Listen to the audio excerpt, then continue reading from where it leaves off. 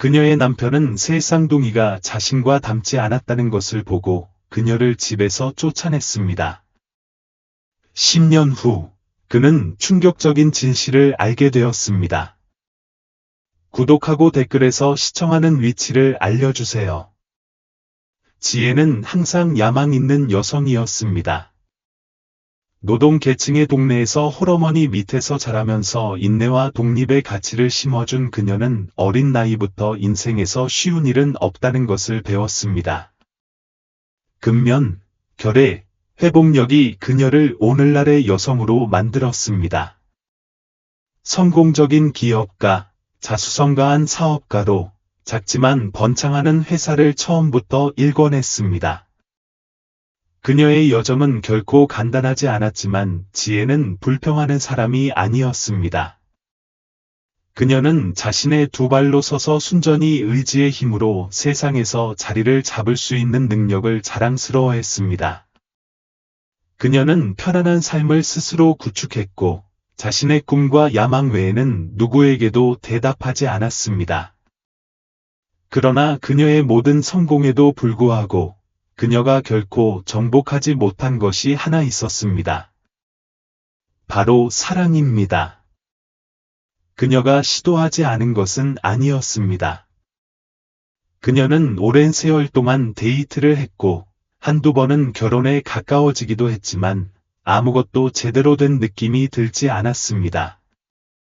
그녀가 만난 남자들은 그녀의 성공에 겁을 먹었거나 성공의 꼬리표를 너무 빨리 달고 싶어 했습니다. 어떤 남자들은 트로피를 원했고 어떤 남자들은 보호자를 원했지만 아무도 그녀를 있는 그대로 진심으로 이해하는 것 같지 않았습니다. 그리고 그녀는 인석을 만났습니다. 인석은 그녀가 만난 어떤 남자와도 달랐습니다.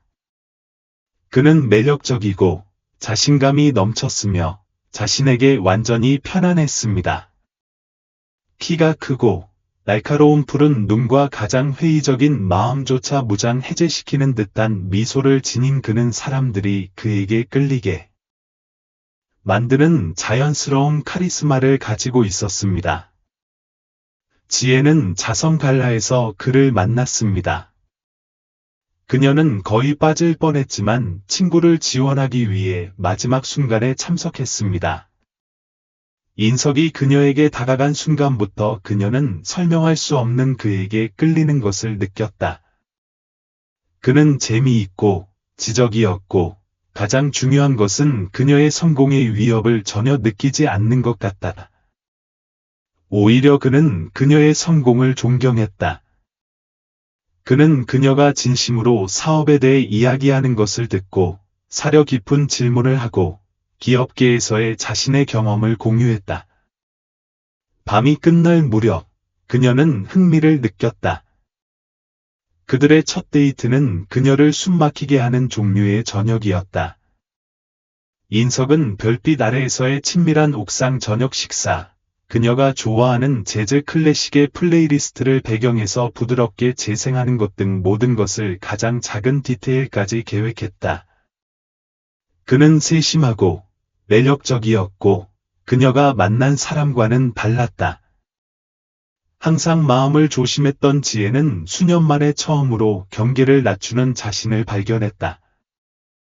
그들의 관계는 빠르게 진전되었다. 인석은 그와 함께 있으면 취해 있었고 그녀는 자신이 사랑받고 소중히 여겨지고 그녀가 상상도 못했던 방식으로 이해받는다고 느꼈다. 그는 단순한 연인이 아니라 파트너였고 그녀를 격려하고 그녀의 성공을 자신의 성공처럼 축하하는 사람이었습니다. 지혜는 동화를 전혀 믿지 않았지만 인석과 함께라면 동화에 우연히 빠져든 것 같은 기분이 들지 않기가 어려웠습니다. 하지만 경고 신호가 있었습니다. 그녀가 무시했던 작은 소유욕의 순간들. 다른 남자들이 그녀를 볼 때마다 그의 표정이 어두워지는 방식.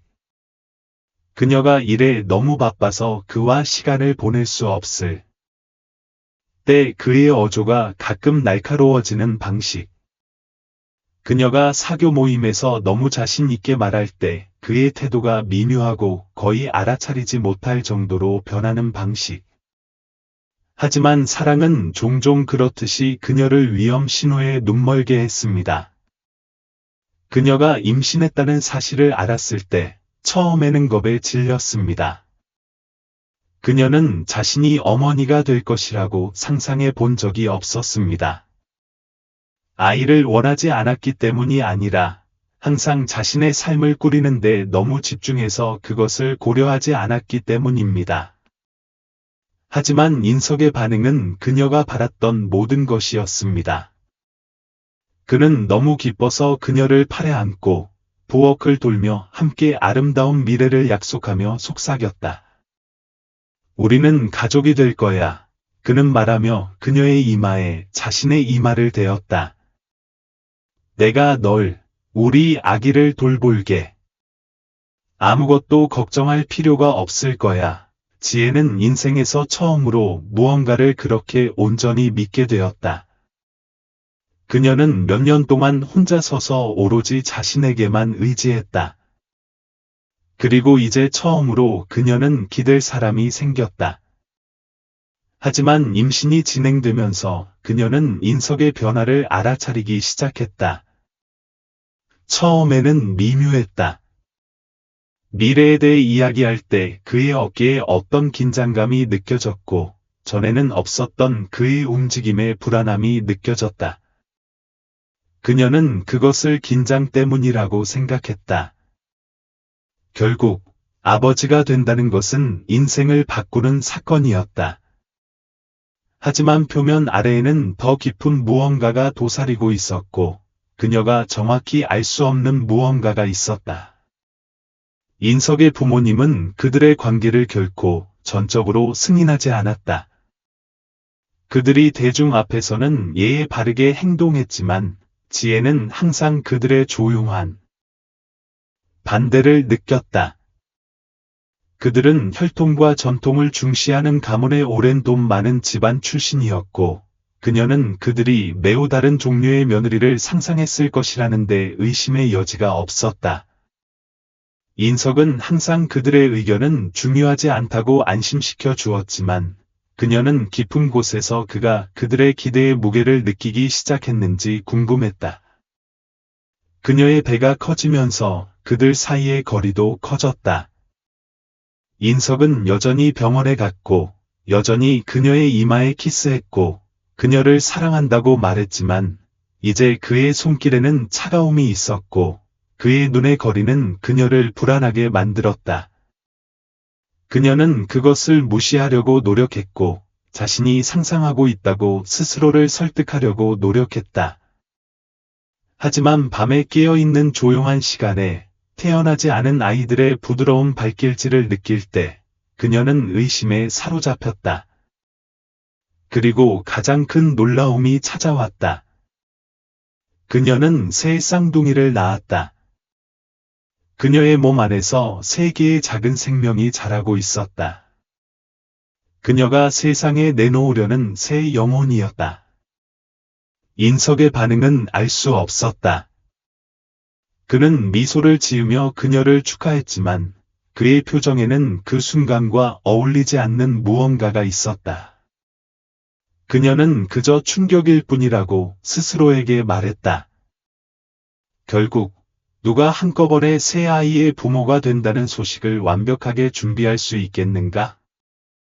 모든 것에도 불구하고 그녀는 희망에 매달렸다. 그녀는 아기들이 태어나면 모든 것이 제자리에 떨어질 것이라고 믿었다. 인석은 그녀를 사랑했고 그녀도 그를 사랑했다. 그들은 함께 그것을 알아낼 것이다. 그녀는 몇 주 만에 그녀가 사랑하는 남자가 낯선 사람이 될 것이라는 것을 알 수 없었다. 그들의 아이들이 세상에 태어난 순간 그녀의 삶의 기초가 알아볼 수 없을 정도로 산산이 조각날 것이라는 것을. 그녀는 인생에서 가장 큰 배신이 아직 다가오고 있다는 것을 전혀 몰랐다. 지혜가 분만을 시작한 날은 그녀가 상상했던 것과 전혀 달랐다.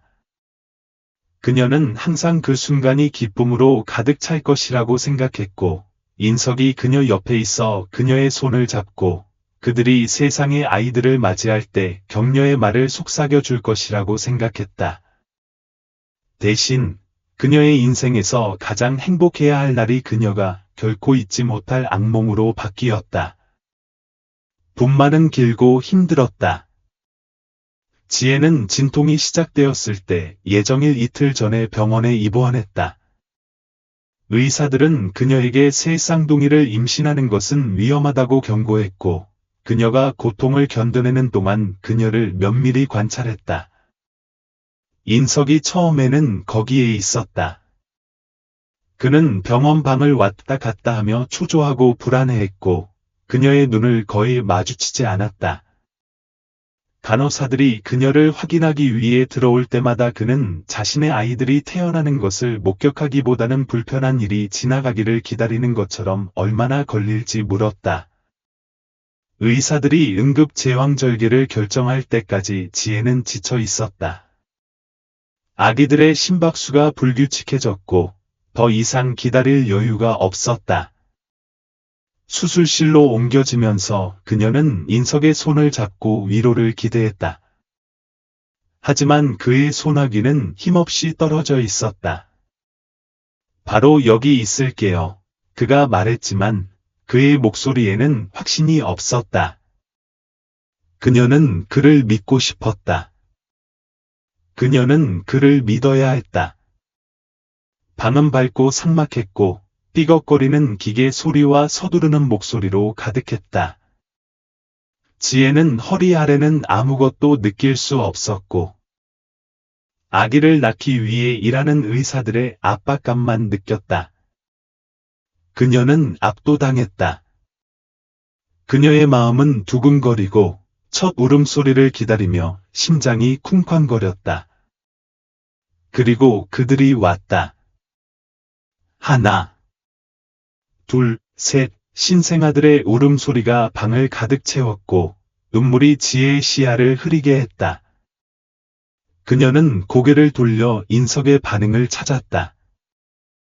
하지만 그녀가 그의 얼굴을 보자 그녀의 폐에서 공기가 빠져나갔다. 인석은 완전히 움직이지 않았고 그의 눈은 신생아에게 고정되어 있었고 그의 표정은 읽을 수 없었다. 그는 움직이지 않았다. 말도 하지 않았다.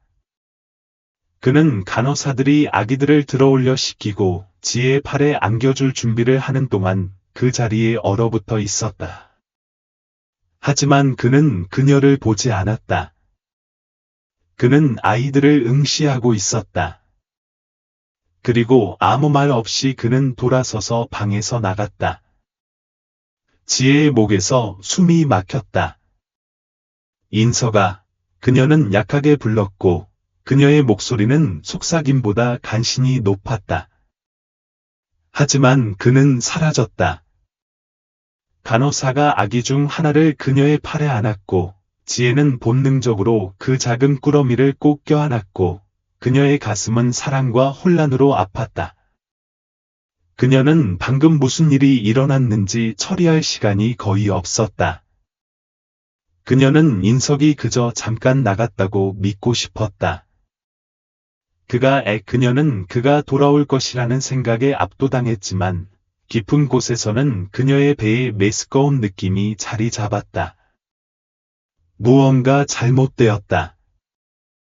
시간이 지났고 인석은 돌아오지 않았다. 간호사들은 그가 아마 휴식을 취하는 것일 뿐이라고, 어떤 아빠들은 출산의 현실을 처리하는데 어려움을 겪는다고 그녀를 안심시켰다. 하지만 지혜는 더 잘 알고 있었다. 이것은 긴장이 아니었다. 이것은 다른 것이었다. 그녀가 신생아와 함께 개인 회복실로 옮겨졌을 때쯤 그녀는 지쳐 있었고 불안한 잠에 빠져들었다. 그녀가 깨어났을 때 그녀의 어머니 서연이 그녀 옆에 앉아 아기 중 한 명을 부드럽게 흔들고 있었다. 그 광경은 지혜에게 약간의 위안을 주었지만 어머니의 표정을 본 순간 그녀의 심장은 떨어졌다. 지혜, 서연이 부드럽게 말했다. 그녀의 목소리는 걱정으로 가득했다. 인석이가 사라졌어. 그녀는 마치 폐에서 공기가 빠져나간 것 같은 기분이었다. 그가 사라졌다는 게 무슨 말이야? 그녀는 목이 마르고 쉰 채로 쉰 목소리로 말했다. 서연은 망설였다. 그는 떠났어. 간호사들은 그가 당신이 출산한 후에 병원에서 뛰쳐나왔다고 했어. 그는 서류에도 서명하지 않았어. 그냥 떠났어. 차갑고 메스꺼운 기분이 지혜의 가슴으로 퍼졌다. 아니, 이런 일은 일어나지 않았어. 그녀는 배를 타고 퍼지는 고통을 무시한 채 일어나려고 애썼다. 그가 뭐라고 했어? 서연이 말을 가로채며 지갑에서 봉투를 꺼냈다. 그가 이걸 두고 갔어. 지혜는 봉투를 받아들고 찢으며 떨리는 손이 있었다. 안에는 서둘러 휘갈겨 쓴 메모가 있었는데 글자가 고르지 않고 화가 난 듯했다. 내가 뭘 했는지 알아. 이 아이들이 내 아이들이 아니라는 걸 알아.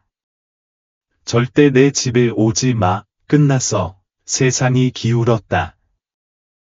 지혜의 손가락이 종이를 꽉 쥐었다. 안 돼. 이게 현실일 리가 없어. 그녀의 마음은 불가능한 것을 이해하려고 애썼다. 그녀의 인석이 이 아이들이 자기 자식이 아니라고 단 1초라도 생각할 수 있을까? 그녀는 다른 사람과 함께한 적이 없었다. 그녀는 그에게 충실했을 뿐이었다. 이 비난, 이 배신, 이 치에 맞지 않았다. 그녀는 아기들을 바라보며 눈물을 흘렸다. 하나하나가 너무 작고 완벽했다. 그들은 그의 것이었다. 그녀는 그들이 그의 것이라는 것을 알았다. 그런데도 그는 그들을 버렸다. 그녀의 엄마의 목소리가 그녀의 생각의 안개를 뚫고 나왔다. 지혜, 나는 너를 위해 몇 가지 물건을 사러 집에 들렀어. 그는 너를 밖에 가두었어. 내 열쇠가 작동하지 않아. 그리고 공동 계좌도. 그녀는 말을 조심스럽게 고르며 망설였다. 그는 계좌를 비웠어. 지혜는 자신의 입술에서 흘러나오는 한숨을 거의 알아채지 못했다. 그녀가 그와 함께 쌓아온 모든 것, 그녀가 그 계좌에 기여한 모든 페니, 모든 투자, 모든 희생이 사라졌다. 그녀는 아무것도 없었다. 인석은 그녀와 아이들을 버렸을 뿐만 아니라 그녀가 반격할 방법이 없도록 했다. 지혜는 눈을 감았고 그녀의 몸은 피로, 분노, 상심이 뒤섞인 채 떨렸다. 그녀는 소리를 지르고 대답을 요구하고 그 병원에서 나가서 인석이 그녀의 눈을 마주치고 그가 그녀에게 어떻게 이런 짓을 할 수 있는지 설명하도록 강요하고 싶었다. 하지만 그녀는 지금 그녀에게 의존하는 3명의 신생아를 두고 있었다. 그녀는 분노할 시간이 없었다. 슬퍼할 시간도 없었다. 오직 생존만이 있었다. 그녀는 눈을 뜨고 느리고 깊은 숨을 들이쉬었다. 그녀의 어머니는 그녀의 손을 꽉 쥐며 조용히 지지했다. 지혜는 그녀의 아기들을 내려다보았다. 그녀의 아이들, 그녀의 책임. 그리고 조용히 맹세했다. 인석은 떠났을지도 모른다. 그는 그녀에게서 훔쳤을지도 모른다. 그는 그녀를 가장 용서할 수 없는 방식으로 배신했을지도 모른다. 하지만 그녀는 무너지지 않을 것이다. 그녀는 그가 그녀를 파괴하도록 내버려 두지 않을 것이다. 그녀는 아무리 아프더라도 일어날 것이다. 그녀에게는 선택의 여지가 없었기 때문이다. 그녀는 그래야만 했다. 지혜는 인생에서 이렇게 길을 잃은 적이 없었다. 24시간 만에 그녀의 온 세상이 무너졌다. 그녀는 인석과 아이들과 아름다운 삶을 시작할 거라고 믿었지만 자신이 마치 아무 의미도 없는 사람처럼 버림받았다는 것을 깨달았습니다. 그녀의 남편, 그녀의 소위 파트너는 가장 취약한 그녀를 버리고 그녀에게 3명의 신생아와 그들을 부양할 수단도 남겨두었습니다. 참을 수 없는 고통이었습니다. 배신이 너무 깊어서 결코 치유되지 않을 상처처럼 느껴졌습니다. 하지만 그녀는 무너질 시간이 없었습니다. 병원 침대에 누워 아기들을 꼭 껴안은 그녀는 무너질 여유가 없다는 것을 알았습니다. 그녀에게는 3명의 무고한 생명이 달려 있었습니다. 그리고 그녀의 마음이 아무리 아프더라도 그녀는 강해야 했습니다. 그녀의 어머니 서연이 가장 먼저 나서서 지혜와 아기들이 머물 곳을 제공했습니다. 우리가 이걸 해결할 거야. 그녀는 걱정스러운 눈에도 불구하고 목소리를 흔들림 없이 확신시켰습니다. 당신은 혼자가 아니야. 지혜는 그녀를 믿고 싶었다. 하지만 앞으로의 길은 불가능해 보였다. 그녀에게는 집이 없었다. 돈도 없었다. 그녀와 인석이 육아에 적응하는 동안 출산 휴가를 낼 계획이었기 때문에 당장 돌아갈 직장도 없었다. 이제 인석은 없었다. 지원 시스템도 없었다. 불확실성만 있었다. 병원을 떠나는 것은 초현실적이었다. 간호사들이 그녀를 휠체어에 태워주는 동안 서연은 아기들을 안고 부드러운 담요에 각각 쌓였다. 그들이 병원 입구로 휠체어를 타고 가는 동안 지혜는 마치 인석이 여기 있어야 했다. 그가 그녀를 집으로 데려오고 차에 태워주고 아기들이 안전한지 확인해야 했다. 하지만 그는 없었다. 대신 그의 부재는 그림자처럼 그녀를 덮쳤다. 질식하고 모든 것을 삼켜버렸다. 그들이 병원을 떠나는 동안 지혜는 머리를 돌려 창밖을 바라보았고 그녀의 생각은 걷잡을 수 없었다. 그녀는 성공과 안정을 위해 평생을 싸우며 보냈고 열심히 일하면 어머니처럼 고생하지 않아도 될 거라고 믿었다. 그런데도 그녀는 여기 있었다. 집이 없다. 빈털터리. 버림받았다. 다만 지금은 자신을 위해 싸우는 게 아니었다. 아이들을 위해 싸우고 있었다. 그것만으로도 그녀는 앞으로 나아갈 힘을 얻었다. 서연의 집은 작지만 따뜻했고 지혜가 한때 알았던 삶에 대한 추억으로 가득했다. 그녀는 도시 외곽에 있는 이 겸손한 침실 2개짜리 집에서 자랐다. 그다지 크지는 않았지만 안전했다. 그녀는 서연이 손님방에 설치한 침대에 아기들을 눕혔다. 그들이 자는 것을 지켜보면서 그녀의 상황의 현실이 그녀를 강타했다. 그녀는 이 일에서 혼자였다. 어머니가 아무리 도와줘도 인석이 한 일은 아무도 고칠 수 없었다. 그녀는 그에게 의지할 수 없었다. 그녀는 살아남을 방법을 알아내야 했다. 처음 몇 주는 잔혹했다. 신생아 1명을 돌보는 것은 지쳐 있었습니다. 3명을 돌보는 것은 완전히 다른 수준에 지쳐 있었습니다. 지혜는 거의 잠을 자지 못했고 몇 시간마다 일어나 아기에게 먹이를 주고 기저귀를 갈아주고 달래주었습니다. 그녀의 감정은 날카로웠고 배신감은 여전히 그녀의 마음속에 생생했습니다. 하지만 그것을 처리할 시간은 없었습니다. 그녀의 모든 에너지를 아이들을 먹이고 돌보는 데 쏟았습니다. 그녀의 어머니는 신의 선물이었고 그녀가 할 수 있는 한 그녀를 도왔지만 재정적 부담은 금세 드러났습니다. 지혜는 일자리가 필요했습니다. 그리고 빨리. 출산 후 회복하고 3명의 신생아를 돌보는 동안 일자리를 찾는 것은 불가능하다고 느꼈습니다. 그녀의 전 사업, 그녀의 자랑이자 기쁨은 그녀가 임신하는 동안 어려움을 겪었습니다. 그녀는 짧은 출산 휴가를 취하고 인석의 지원을 받아 복귀할 계획이었습니다. 하지만 이제 그녀는 다시 시작할 수밖에 없었습니다.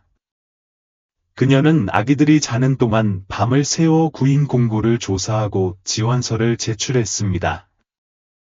그녀는 까다로울 여유가 없다는 걸 알았습니다. 자녀를 부양할 만큼 돈을 벌 수 있는 직업이라면 아무것도 없는 것보다 나았습니다. 하지만 돈만은 문제가 아니었습니다. 그녀는 자신을 재건해야 했습니다.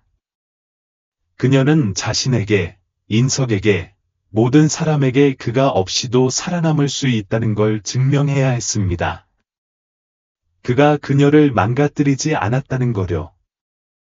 몇 주가 몇 달로 바뀌었고 지혜는 천천히 자리를 잡았습니다. 그녀는 작은 마케팅 회사에서 일자리를 얻었습니다. 급여는 적었지만 안정적이었습니다. 자신이 상상했던 급여는 아니었지만 시작이었습니다. 첫 급여를 받고 기저귀, 분유, 아기들을 위한 필수품 몇 가지를 샀습니다. 혼자서 아이들을 부양하는 만족감은 그녀가 느껴본 어떤 것과도 달랐습니다. 그녀는 쓰러지고 굴욕을 당하고 스스로를 지키도록 내버려졌습니다. 하지만 그녀는 여전히 서 있었습니다. 그리고 그것은 시작에 불과했습니다. 마침내 삶이 리듬을 잡기 시작했습니다. 쉽지는 않았다. 지혜의 새로운 현실은 전혀 그렇지 않았다. 하지만 그녀는 살아남는 법을 배우고 있었다. 그녀는 긴 시간 일했고 엄마로서의 삶과 피로를 동시에 견뎌냈으며 자녀들을 위해 삶을 꾸리기 위해 잠을 희생했다. 그녀의 어머니 서연은 지혜가 일하는 동안 새 쌍둥이를 돌보는데 도움을 주는 든든한 지원군이었다. 내일 아침 지혜는 아기들에게 작별 인사를 하며 돌아올 거라고 약속했다. 그리고 매일 밤 그녀는 간신히 눈을 뜨고 있을 수 있을 정도로 침대에 쓰러졌다. 하지만 힘든 일에도 불구하고 그 모든 것에는 깊이 보람 있는 무언가가 있었다. 그녀는 이것을 해냈다. 그녀는 아무것도 없는 상태에서 자신의 삶을 재건했다. 그녀는 인석이 필요 없었다. 적어도 그녀는 계속 자신에게 그렇게 말했다. 그런 다음 편지가 시작되었다. 처음에는 그녀는 그것들에 대해 아무것도 생각하지 않았습니다.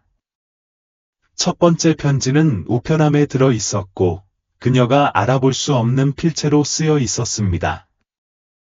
지혜는 오랫동안 그 편지를 응시했고 그녀의 배는 불안에 뒤틀렸습니다. 그녀는 그것이 아무것도 아니라고 스스로를 설득하려고 노력했습니다. 장난일 수도 있고 실수일 수도 있습니다. 하지만 또 다른 편지가 왔습니다. 그리고 또 하나. 하나하나가 전보다 더 위협적이었습니다. 그녀는 그럴 필요가 없었습니다.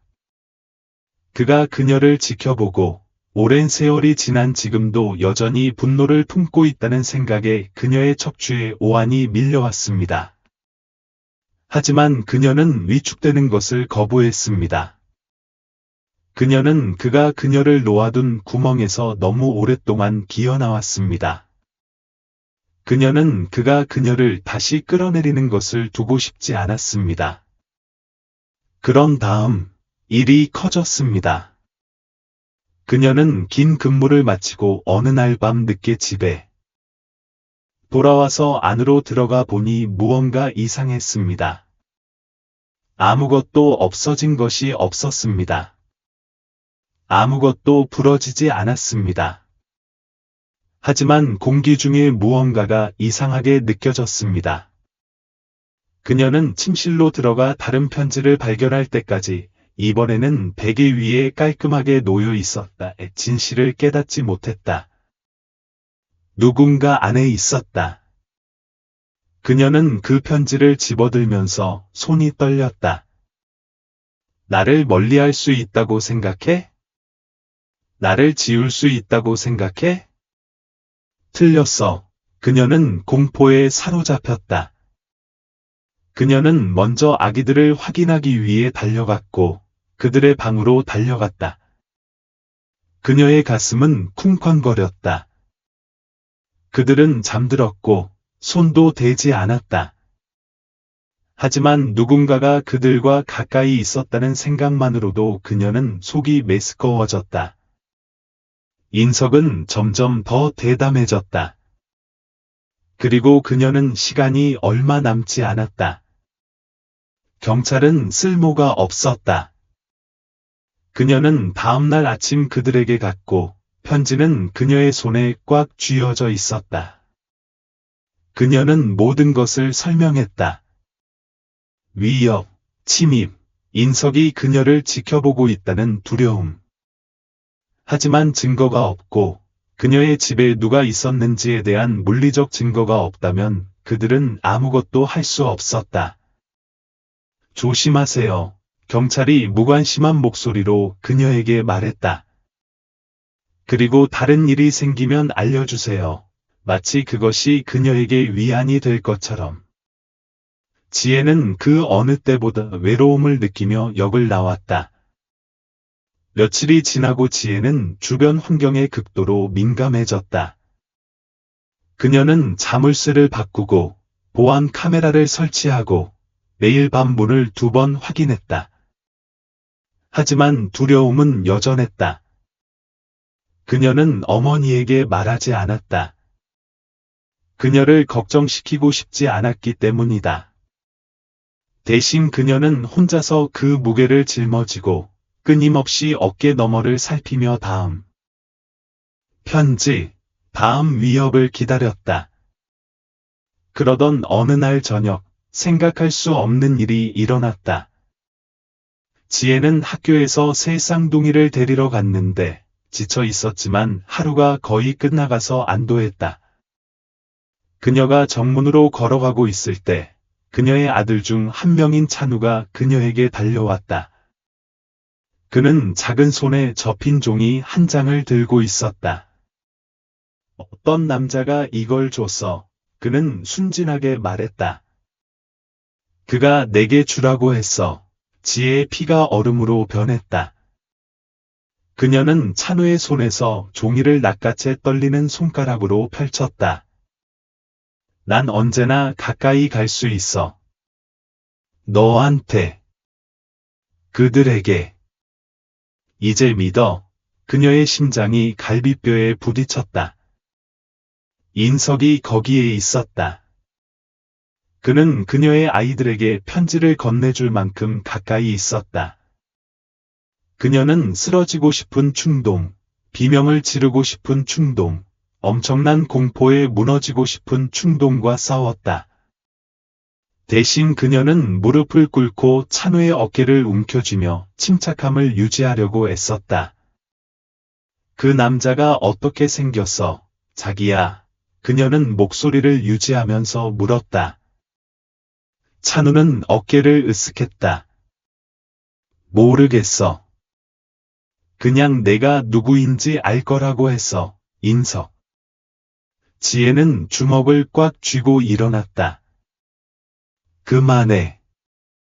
그녀는 더 이상 그가 자신을 겁주는 것을 두고 싶지 않았다. 이제 이걸 끝낼 때가 됐다. 지혜는 그날 밤 거의 잠을 자지 못했다. 집안의 모든 소음, 모든 삐걱거림이 그녀의 신경을 과열시켰다. 그녀는 자물쇠를 3번이나 확인하고 휴대전화의 보안 카메라 피드를 응시하고 아이들이 잠자면서 안정된 숨소리를 들었다. 하지만 아무리 조심해도 그녀는 누군가가 지켜보고 있다는 느낌을 떨칠 수 없었다. 인석이 마지막 선을 넘었다. 그는 편지로 그녀를 괴롭히던 것에서 그녀의 아이들에게 너무 가까이 다가가는 것으로 바뀌었다. 그리고 그것은 그녀가 결코 용서할 수 없는 일이었다. 다음 날 아침, 그녀는 학교에 전화해서 보안 영상을 보여달라고 요구했다. 부장은 처음에는 주저하며 학교 정책에 따라 학부모가 적절한 허가 없이는 보안 영상에 접근할 수 없다고 주장했다. 하지만 지혜는 거절을 받아들이지 않았다. 1시간 동안 문제를 확대한 끝에 마침내 그녀가 전날의 영상을 보도록 허락했다. 그녀는 학교의 작은 보안 사무실에 앉아 무릎에 손을 꽉 얹고 화면에 영상이 재생되는 것을 지켜보았다. 아이들이 운동장을 가로질러 달려갔다. 학부모들이 정문에 모였다. 교사들이 학생들을 버스로 안내했다. 그러자 그녀는 그것을 보았다. 한 남자가 입구 근처에 서 있었는데 그는 어두운 후드티를 입고 있었고 카메라 쪽으로 등을 돌렸다. 그는 아이들과 직접 상호작용하지는 않았지만 어느 순간 찬우에게 다가갔다. 지혜는 아들이 그에게서 무언가를 받는 것을 지켜보며 숨을 참았다. 그 쪽지. 각도가 끔찍했다. 그 남자는 결코 얼굴을 카메라로 완전히 돌리지 않았다. 하지만 흐릿한 영상 속에서도 지혜는 알았다. 그녀는 그의 서 있는 방식을 알아봤다. 그의 어깨의 긴장감. 그의 자세의 약간의 경직. 그것은 인석이었다. 경비원은 영상을 일시 정지시켰다. 이 사람이 누군지 알아. 지혜는 숨을 크게 내쉬며 배가 뒤틀렸다. 네, 그의 이름은 인석 카터입니다. 그는 제 전남친입니다. 그리고 그는 제 아이들 근처에 있어서는 안 됩니다. 지금까지 침묵하던 교장은 책상 위에 손을 모았다. 이 남자가 위협이라면 당국에 신고해야 합니다. 그에게 가처분 명령이 있나요? 지혜는 목구멍에 맺힌 덩어리를 삼켰다. 아니요. 전에는 필요하지 않다고 생각했어요. 그녀는 그것을 인정하는 것을 싫어했습니다. 수년 동안 그녀가 인석이 떠났다고 생각했고, 그가 그녀를 남겨두고 자신의 삶을 계속 살아갔다는 사실을 싫어했습니다. 그녀는 자신이 안전하다고 믿게 했습니다. 이제 그녀는 더 잘 알았습니다. 즉시 신청해야 합니다. 그동안 학교 직원들에게 알리겠습니다. 그가 다시 아이들에게 다가오면 즉시 경찰에 연락하겠습니다. 지혜는 고개를 끄덕이며 가방을 움켜쥐고 일어섰습니다. 그녀는 그들에게 감사했지만 사무실을 나가면서 깊고 불안한 느낌이 가슴에 눌렸습니다. 가처분 명령은 인석을 막을 수 없습니다. 그는 이미 규칙에 관심이 없다는 것을 증명했습니다. 그는 원하는 것을 얻을 때까지 멈추지 않을 것입니다. 그리고 그녀는 그것이 정확히 무엇인지 여전히 알지 못했습니다. 그녀는 하루 종일 안개 속에서 보냈고, 그녀의 마음은 가능성으로 가득 찼습니다. 인석은 그녀가 바람을 피웠다고 비난했다. 아이들이 태어난 순간부터 그는 그들이 자신의 아이가 될 수 없다고 주장했다. 하지만 그는 친자 확인 검사를 한 적이 없었다. 그는 자신의 주장을 증명하려고 한 적이 없었다. 그저 포기하고 그녀를 괴롭힐 뿐이었다.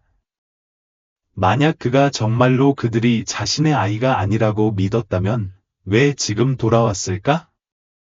왜 이렇게 오랜 세월이 흐른 뒤에도 그는 그녀를 괴롭히는 데 집착했을까? 그녀가 놓친 것이 있었다. 그날 밤, 아이들을 잠재운 후, 그녀는 노트북을 들고 소파에 앉아 인석에 대한 정보를 찾았다. 그녀는 수년 동안 그를 검색하지 않았다. 감히 그럴 생각도 없었지만 지금은 답이 필요했다. 대부분의 결과는 일반적이었다. 그의 과거 직장에서의 오래된 회사 프로필, 수년 동안 사용하지 않은 오래된 소셜 미디어 계정.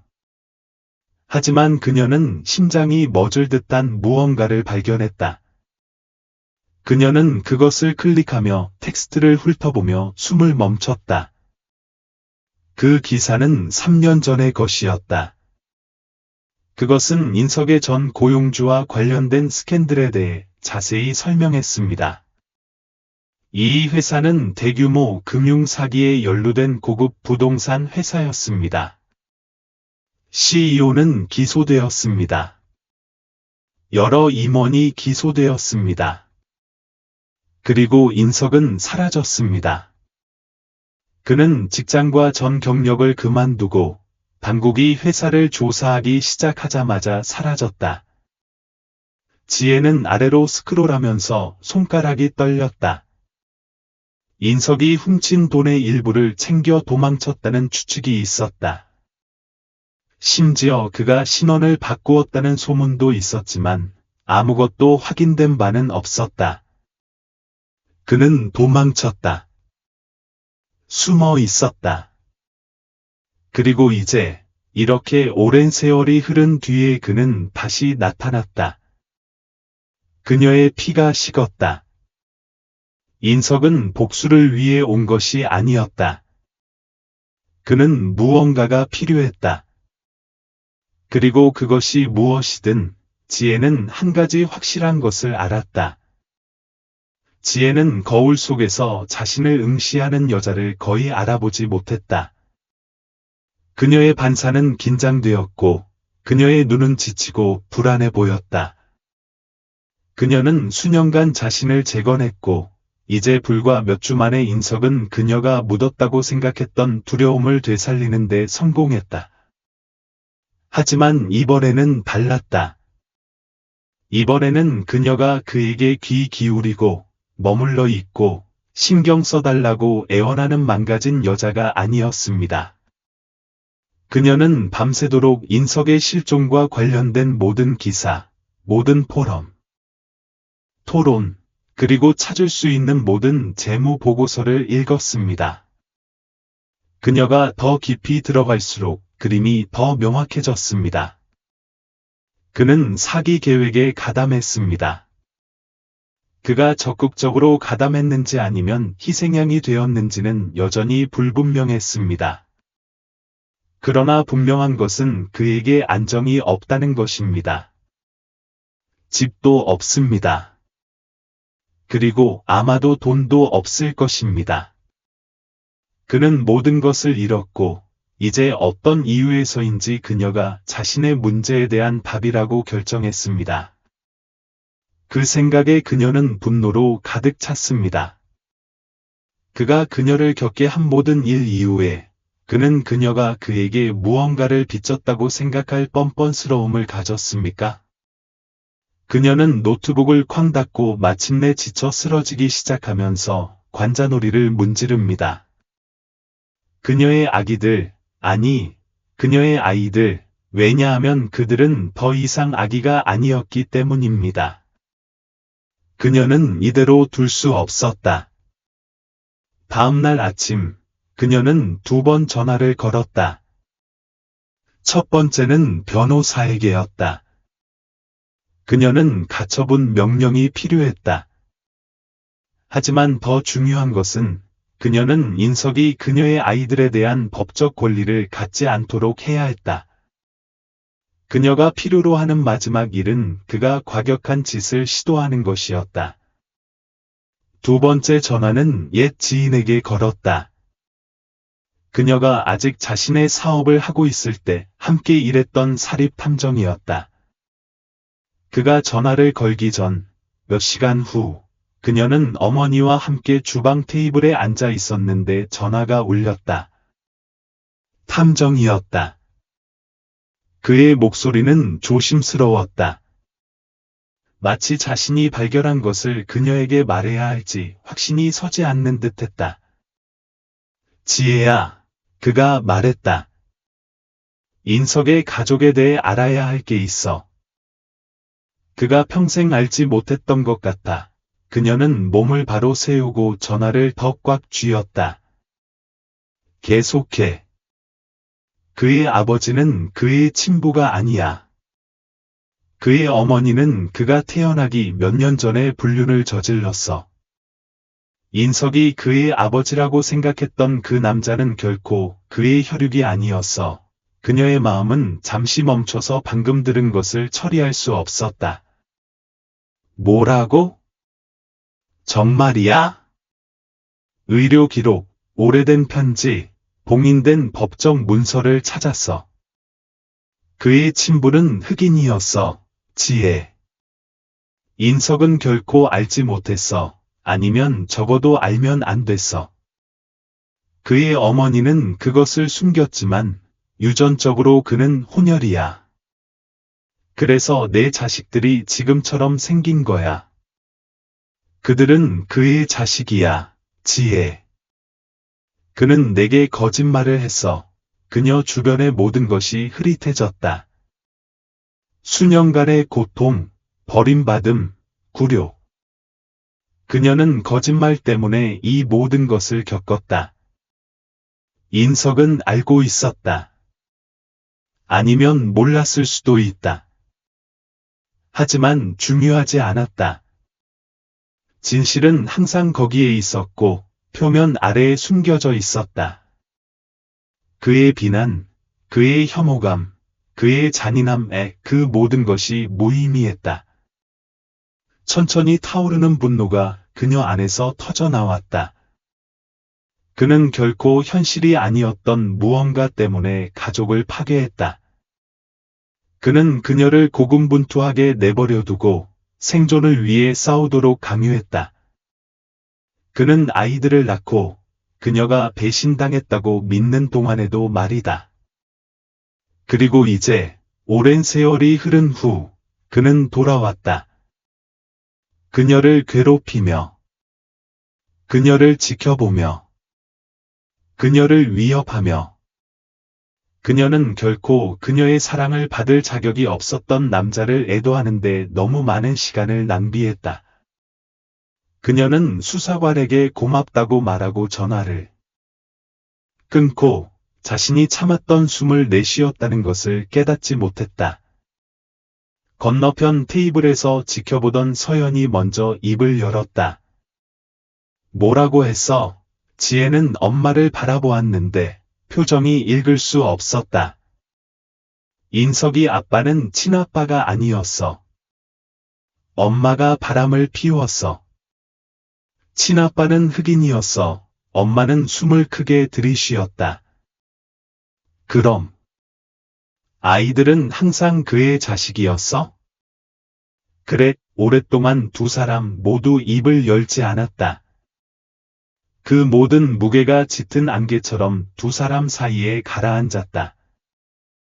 그러자 항상 실용주의자였던 엄마가 단호하게 고개를 끄덕였다. 그럼 이제 뭐 할 거야? 지혜는 턱을 들어 올렸고 표정은 차갑고 단호했다. 이걸 영원히 끝낼 거야. 지혜는 인석에 대한 진실을 알게 되면 마음의 평화를 찾을 수 있을 거라고 생각했다. 그가 거짓말로 가족을 파괴했다는 걸 알면 어떻게든 극복하기가 더 쉬워질 거라고.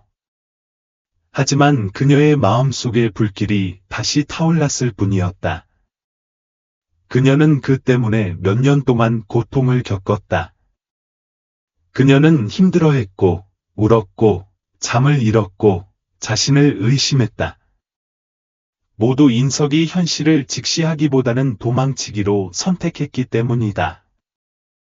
그리고 지금 그는 돌아왔다. 그림자 속에 숨어 있었다. 그녀를 겁먹게 만들어 복종시키려 했다. 그녀는 그가 이기게 두지 않을 것이다. 가처분 명령은 24시간 이내에 신청되었다. 그녀의 변호사는 상황을 감안하면 빨리 승인될 것이라고 그녀에게 확신시켰다. 하지만 그것조차도 충분하지 않았다. 인석은 이미 규칙이 그에게 아무 의미가 없다는 것을 증명했다. 그는 그녀의 집에 침입했고, 그녀에게 위협적인 메시지를 보냈고, 무엇보다도 아이들과 가까워졌다. 종이 한 장만으로는 그를 막을 수 없었다. 그녀는 다음에 무슨 일이 일어날지 대비해야 했다.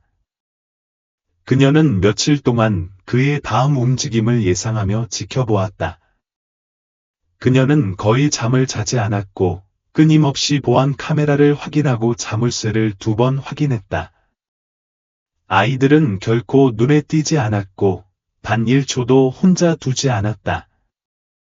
인석이 다시 무언가를 시도한다면 그녀는 대비할 것이다.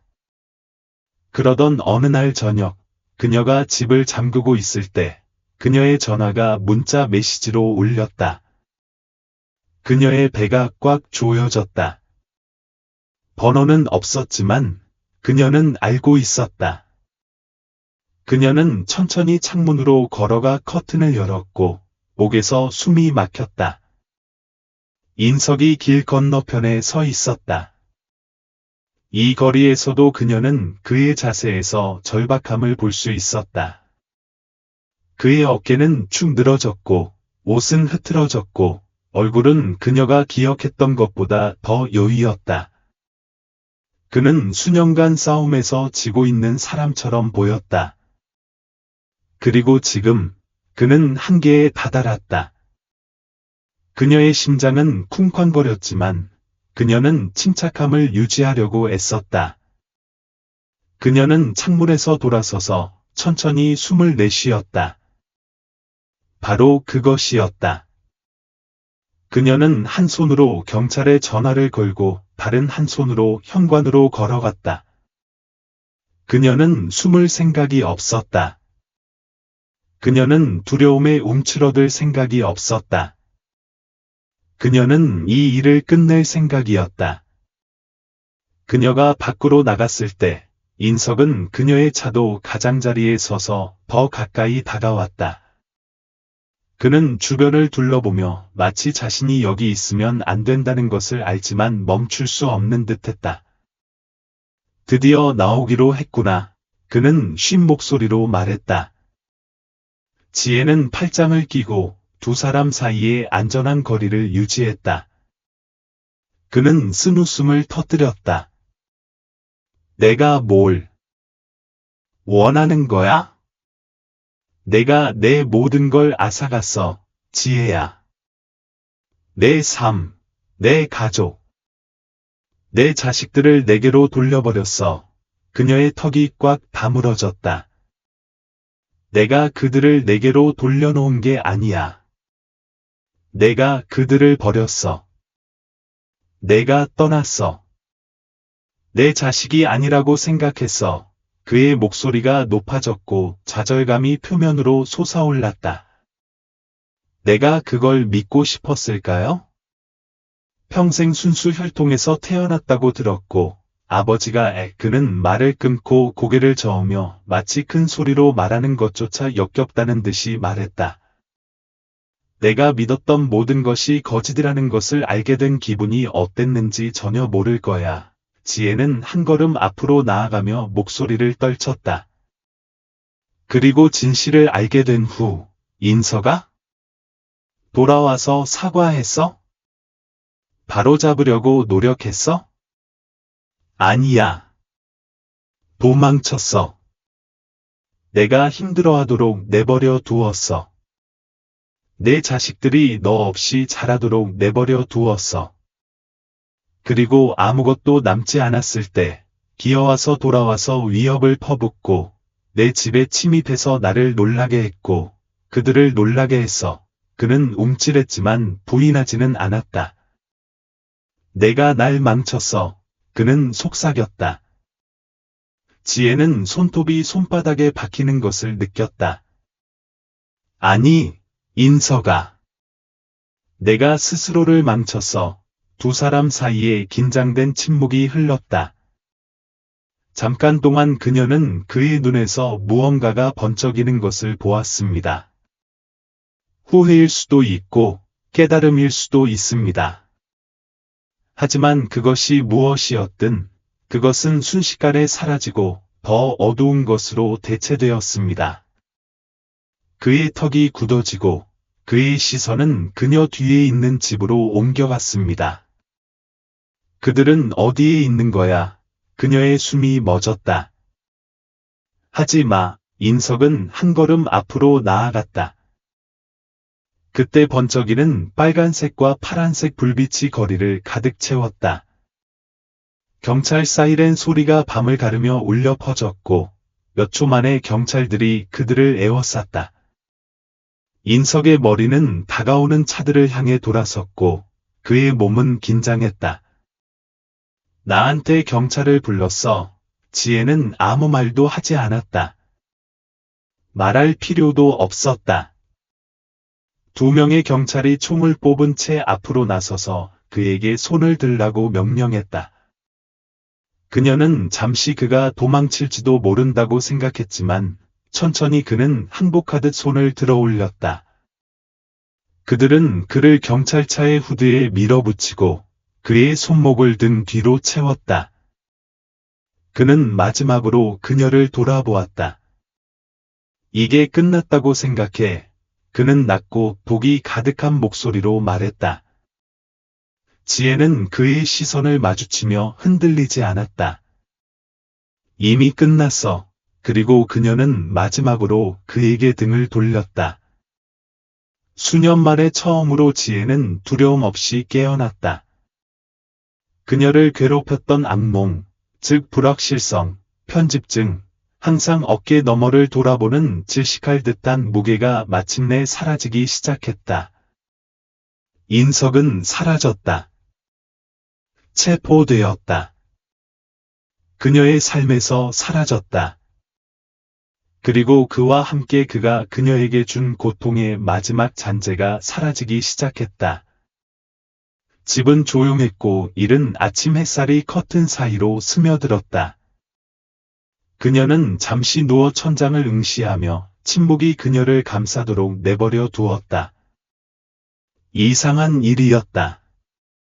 평화. 오랫동안 끊임없이 긴장 속에 살았기 때문에 그녀는 그것을 어떻게 해야 할지 거의 몰랐다.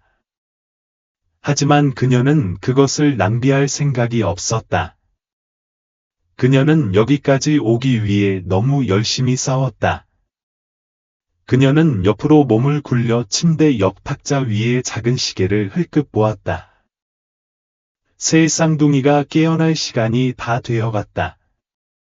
그들은 너무 많이 자랐고 그들의 웃음소리가 집안을 가득 채웠고 그것은 그녀가 그들을 보호하기 위해 왜 그렇게 열심히 싸웠는지 상기시켜 주었다. 그들은 무슨 일이 일어났는지 모든 세부 사항을 알지 못했다. 그녀는 그들을 최악의 상황에서 보호했다. 하지만 그들은 그녀를 다치게 한 남자, 그들을 버린 남자가 더 이상 그들의 삶의 일부가 아니라는 것을 이해할 만큼은 알았다. 그녀는 일어나 몸을 쭉 뻗고 부엌으로 향했다. 부엌에서는 어머니가 이미 커피를 한 잔 따르고 있었다. 서연은 딸이 더 밝아진 모습을 보고 미소를 지었다. 기분이 어때? 지혜는 냉장고를 열고 아이들의 아침 식사를 위해 우유를 꺼냈다. 이상해. 하지만 맛있어. 무료야. 서연은 아는 듯이 고개를 끄덕였다. 그럴 만해 지혜는 잠시 멈추고 천천히 숨을 내쉬었다. 지난 며칠은 회오리 바람이었다. 인석이 체포된 후 그녀는 경찰서에서 수시간 동안 질문에 답하고 증거를 제공하고 그를 가두기에 충분한 증거가 있는지 확인했습니다. 모든 것을 다시 떠올리는 것은 쉽지 않았지만 필요한 일이었습니다. 그녀의 변호사는 그에게 스토킹, 침입, 괴롭힘 등 여러 가지 혐의가 있으므로 그가 곧 풀려날 가능성은 거의 없다고 안심시켰습니다. 하지만 그녀는 순진하지 않았습니다. 그녀는 법 체계를 알고 있었습니다. 그녀는 결국 그가 세상으로 돌아오기 위해 싸우려 할 것이라는 것을 알고 있었습니다. 그때쯤이면 그녀는 준비가 되어 있을 것입니다. 그녀는 더 이상 그렇게 두려워하고 버림받은 여자가 아니었기 때문입니다. 그녀는 한 번 자신을 재건했고 이번에는 인석이 깰 수 있는 것이 아무것도 남지 않았습니다. 나무 바닥에 작은 발소리가 울리자 그녀는 생각에서 벗어났습니다.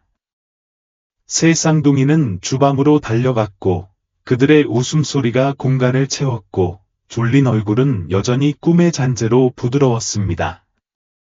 엄마, 찬우가 가장 먼저 그녀에게 다가가서 그녀의 허리를 감쌌다. 팬케이크 먹을래? 지혜가 미소를 지으며 그의 곱슬머리를 흐트러뜨렸다.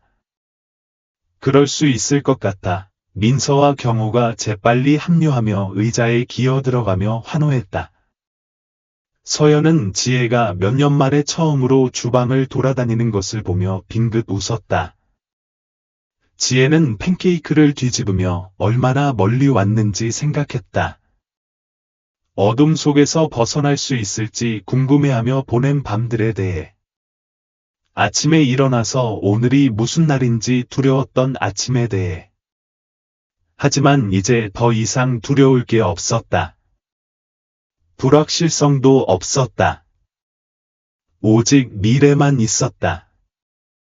몇 시간 후 아침 식사가 끝나고 아이들이 뒷마당에서 놀고 있을 때 지혜는 노트북을 가지고 앉았습니다.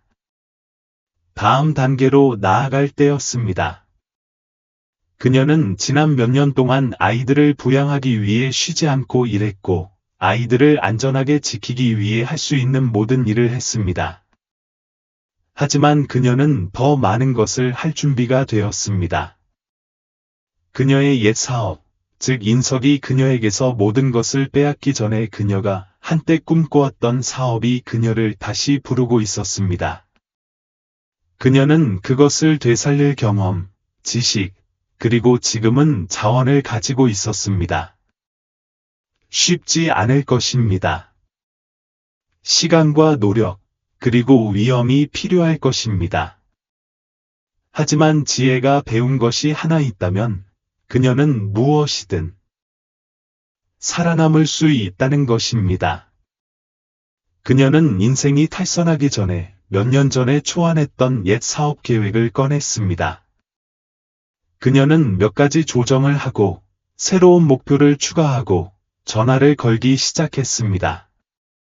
오후 해가 지기 시작할 무렵 그녀는 이미 회의 일정을 잡고 오래된 연락처들과 다시 연락을 취했고 한때 그녀의 것이었던 것을 되찾는 데 주력했습니다.